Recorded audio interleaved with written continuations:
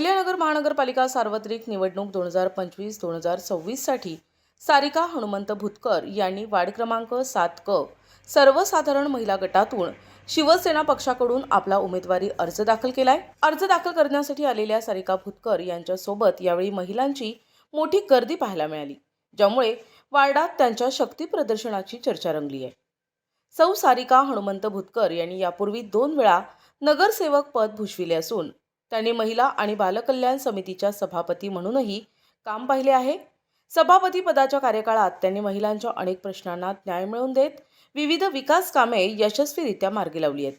याच कामांच्या अनुभवाच्या जोरावर त्या पुन्हा एकदा निवडणुकीच्या रिंगणात उतरल्या असून शिवसेनेच्या माध्यमातून त्यांनी आपला उमेदवारी अर्ज सादर केलाय। नमस्कार, मी सौ सारिका हनुमंत भुतकर, वार्ड क्रमांक 7।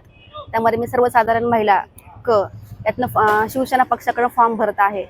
तरी मी माननीय उपमुख्यमंत्री साहेब एकनाथभाई शिंदे व सर्व पदाधिकाऱ्यांना विनंती करते की मला माझा उमेदवारी अर्ज त्यांनी स्वीकार करावा, मला पक्षाची उमेदवारी त्यांनी द्यावी। मी ह्या पहिले 2 टाइम नगरसेवक होते। नगरसेवक असताना मी सभापती पद, महिला बालकल्याण सभापती पद भूषवलेलं आहे। सभापती माध्यमातून मी बरेचसे कामं केलेले आहे। प्रभागाच्या विकासासाठी मी प्रयत्नशील राहील आणि आज मी नव्याने पुन्हा एकदा फॉर्म भरत आहे। माझ्या प्रभागातील नागरिकांच्या आग्रहावर, विशेष म्हणजे आमचा महिला वर्ग त्यांच्या आग्रहावर मी आज फॉर्म भरत आहे आणि मला पक्षाने ही उमेदवारी द्यावी अशी पुन्हा मी त्यांना विनंती करते आणि नेहमी मला प्रभागातील नागरिकांनी मला नव्याने संधी द्यावी अशी मी विनंती करते। नक्की संधीचं मी सोनं करील अशी मी ग्वाही देते। जय जिजाऊ, जय शिवराय। प्रतिनिधी मुकुंद भट, NTV न्यूज मराठी।